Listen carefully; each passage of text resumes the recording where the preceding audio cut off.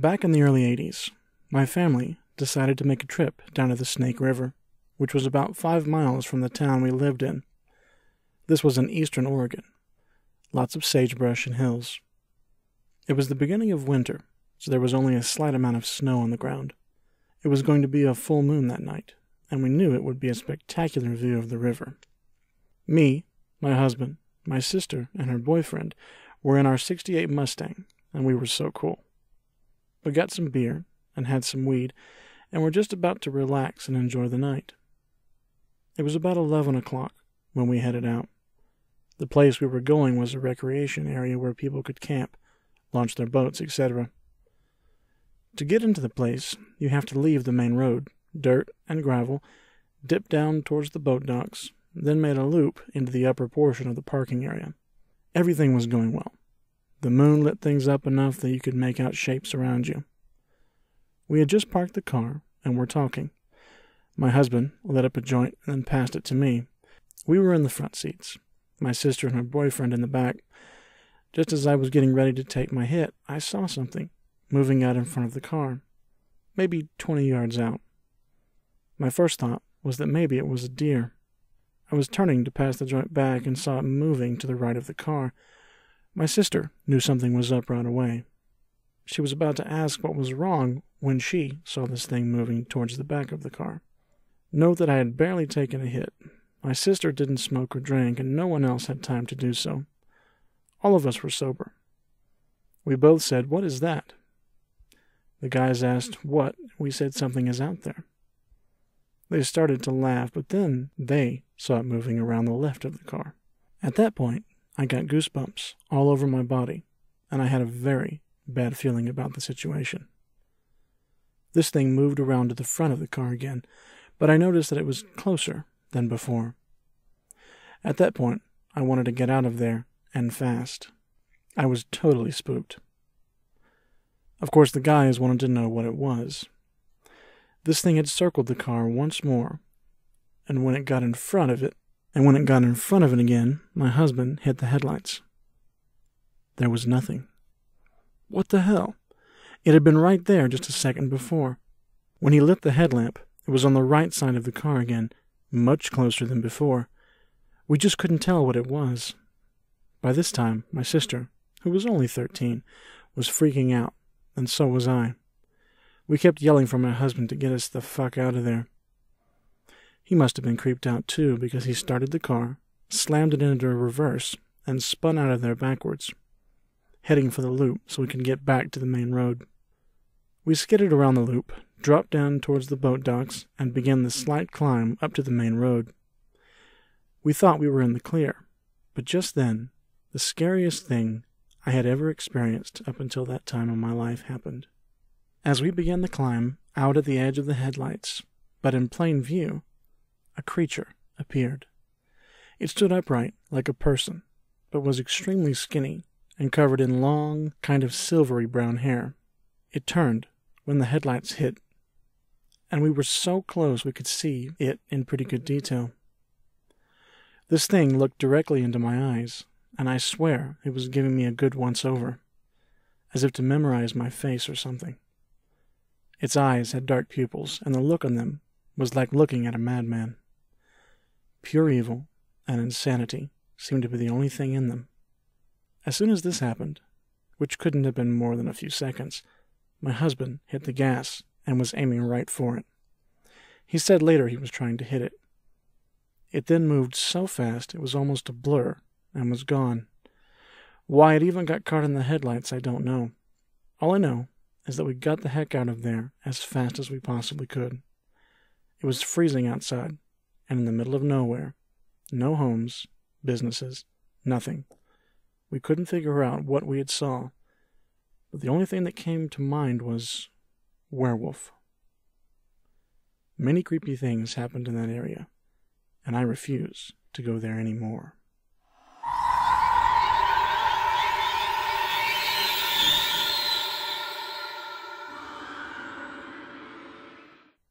I was a brave-hearted person, never believed in ghosts, and always wanted to feel a paranormal experience, and this experience changed my life. Finally, after boredom of books and study, I was going for a vacation. I was heading to Amsterdam, my native place, in a train. There was a man sitting in front of me in the train reading a book, Untold Real Ghost Stories. I asked him, "Do you believe in ghosts?" He said, "Yeah, and I've also visited places which are haunted. I'm a paranormal witness." I eagerly told him that in Amsterdam there is a haunted palace. Anyone who stays for a night there never returns. He replied, "Is that so? Then we should definitely go there." I told him, "Of course, the train is heading to Amsterdam, let's go." We reached Amsterdam station, and we both took a taxi to the palace. It was a very large place, probably about 50 rooms. It was built in the late 1800s by some person of note I honestly don't remember.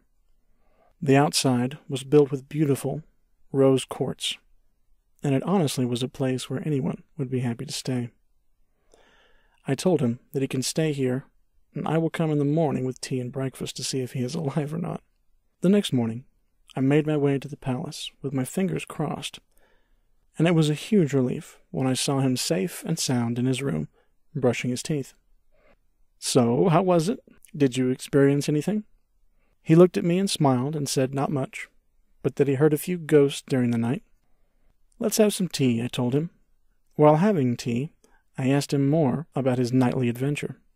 He confessed that he had explored a few rooms in the palace, but that there was one which he wanted to show me.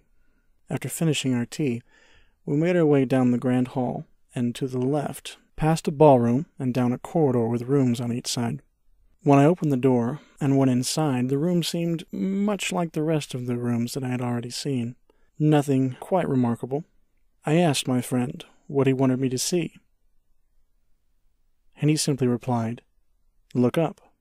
When I looked up, my heart stopped. His dead body was hanging from the chandelier, deformed, bloated, and very much deceased.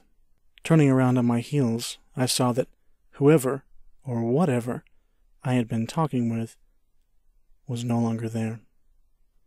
I immediately started running as fast as I possibly could. I took the train back home, and after that, I have never gone back to Amsterdam.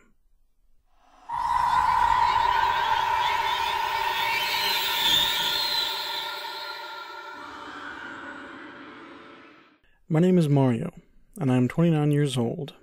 I have a stable head on my shoulders, and I've led a good life.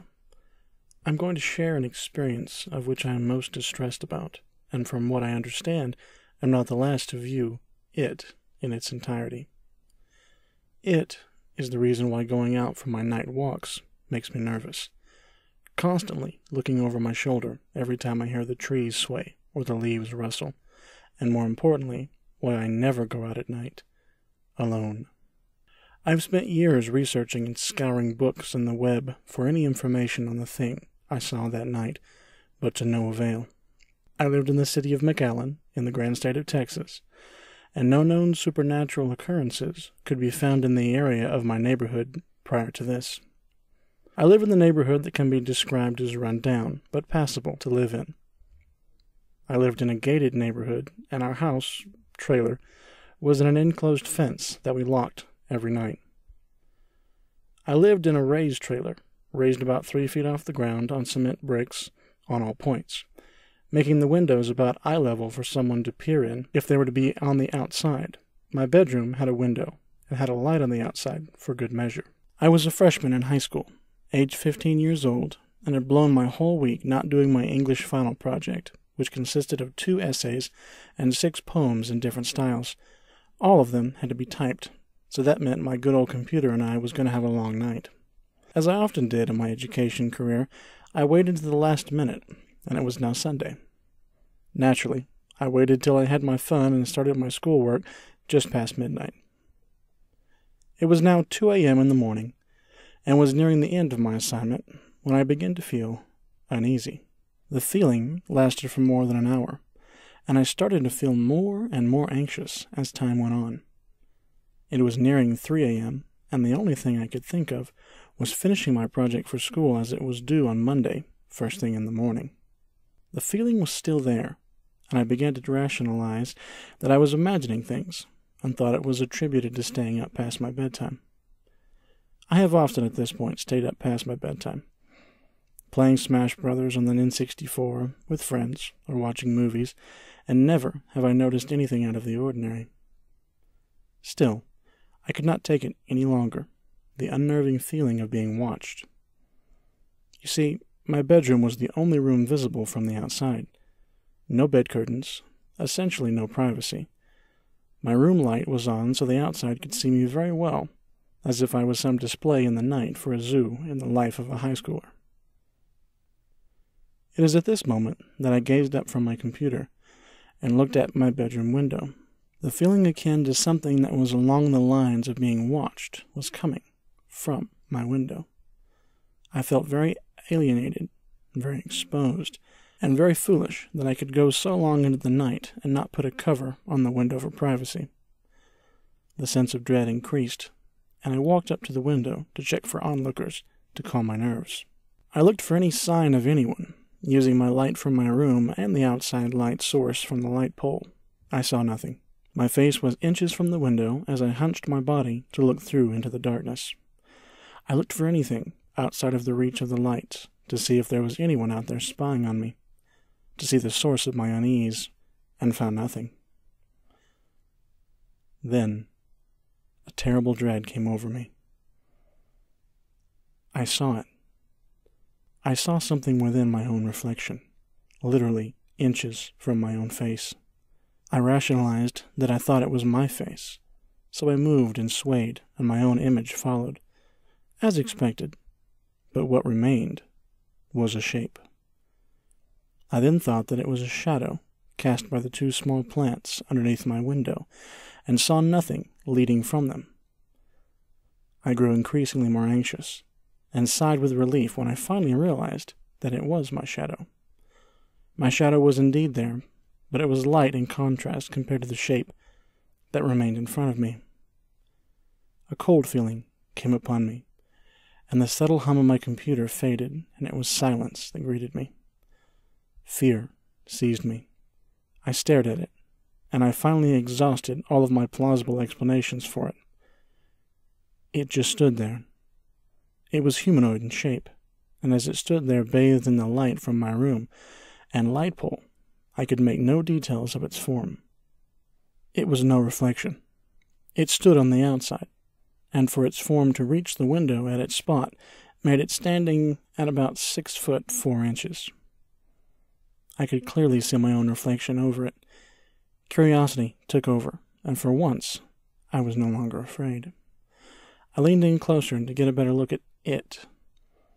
It was all I could call it. It had no visible skin, no hair or depth to form. No light reflected off it, nor did the light reveal anything. I saw no patterns on it, nor anything to give it a profile. This thing had no sex, no race, no anything to give it a human appearance. It was as dark as darkness could be, devoid of color, a shadow with form and shape. My face was closer now than ever before, any closer, and I could feel the cool glass brush against my skin. Then, as I struggled with what I was looking at, I gave a nervous laugh and a smile, as I always do in uncomfortable situations. Then this thing, this shape, it smiled back. There before me was a horrendous flash of teeth. It smiled and smiled. Its teeth were white, the sharpest color of white I have ever seen. No discoloration, no stains, almost perfect. If the fear I felt before was fear, then what I was feeling now was that of utter terror. I'm sure my face was one of utter shock and terror, and no amount of teenage angst or confidence could save me. Grant you, my face is extremely close to it at this moment. Its sickening smile was all I was preoccupied with. I could no longer bear it, and was about to look away, when I saw them. There they were, blood red, a deep red, the color of bloodwork, its eyes, and at each center were the darkest pupils I ever did see outside of a Hollywood horror film. The eyes are the porthole to the soul, and its eyes were empty. They were dead of anything remotely human. Our eyes locked, and horror, pure, utter horror, grasped me. As soon as I saw its sinister form of a face, I fell to pieces. I fell back from the window and screamed in terror. The fear had never felt so raw and visceral before. I struggled to get up, but in my fear I could only gaze at its face, its horrendous smile, and its hellish eyes. I backed into a corner behind the bed and hid, believing the makeshift blind could shield me from its gaze. It didn't. I have never known fear of this level before. So much fear that I began to bawl. The terror erased all sense of my reasoning. Suddenly finishing up my English assignment was no longer important. It felt like hours, hiding behind the bed. I didn't feel safe in my own room. My home felt the farthest thing from safe. I finally could muster some courage to have a look past the bed frame, to bring the window into view without exposing myself to it. I looked. Fear gripped me still. Thoughts of it still being there ran rampant within my mind, and when the window finally came into view, it was gone. I stared at the window, never taking my eyes off it, as I slowly raised myself from my corner, only glancing at my door so as to have an escape plan if it came into view. It was gone. No trace of it could be seen. No shape hiding in the trees nor below the window. Nothing. I stood there, contemplating what I had just gone through and what I had just witnessed. As fear left me, I began to rationalize again. Confidence returned soon after, and I then began to doubt that what I had just witnessed was a mind game I created for myself. A lack of sleep or too much caffeine quickly came to mind, and soon did my musings of it being my reflection. I returned to my seat and shrugged everything off, focusing on my assignment and finishing at 4 a.m. With it being done, I sat there and looked at the window, laughing at myself for being foolish, for falling for my own reflection or shadow. And then, with the silence of my room returning, I remembered the fear. I remembered the teeth, and I remembered the eyes. The nagging feeling that it had been here replaced my smugness of having finished my English assignment. I went to the window and realized a small detail I'd overlooked. Beneath my window is a small puddle of water that collects there in the dirt, giving it a glassy puddle appearance since it collects slowly and sits there. I figured if this thing had been there, then I would see footprints, and if it wasn't, then I must have imagined it. I looked outside the window, and once again fear returned to me. There, beneath my window, was a muddy mess. There was no glassy puddle collected there, but dirtier water, still having the consistency of having been trudged upon with mud and muck, showing signs of being kicked about. A trail leading away from my window and disappearing into the grass and in the darkness. It had been there. It was no dog, as the neighborhood had no dogs and was gated. No children or teenagers, as the tenants were all middle-aged or seniors. The grim realization that everything that had just happened really had happened was starting to set in. Once the light of the sun covered the property, I ventured outside to look at the muddy mess below my window to try and piece together any attributes on its form. I examined the muddy puddle and could find no set of footprints or anything otherwise suggesting something was standing there. I then tried to look into my window from the outside. My head barely passed the bottom edge of the window, meaning it had stood at least 6 foot and up to be able to get a full view of me. It unnerved me to be standing there where it had stood, watching me. I shuddered and quickly repressed the memories of utter horror I felt from seeing its smile and its eyes. I told my mother and father about it, and they shrugged it off as dreams. My friends laughed at me, and most people find it fanciful. High school came and went, and I went on to bigger and better things. I know what I saw that night. I wasn't sleeping or dreaming. I wasn't delusional nor hallucinating, as I have pulled countless all-nighters on watch in my career in the Navy or been studying at college, and never did I see anything that was remotely a hallucination or out of the ordinary. I scoured the web and any paranormal things since then and have found nothing similar to it. It was a form of both shadow and something tangible and real, and I have no idea if it was a demon, ghost, a shadow, or Darth Maul's cousin paying me a visit. I am writing this to share my story, and if you have encountered something like this, then you are not alone. Years later, I heard several children from my neighborhood have seen a shadow in the dark that watched them with red eyes. They no longer go out at night, and several animals in the area are found dead by strangulation. The people of the area shrug it off as superstition or mentally deranged person, but to those who have seen it, the night is no longer a time to go out and catch light bugs, but a time of fear. Now with the web, hopefully someone may have had a similar experience and can hopefully shed light on what it is.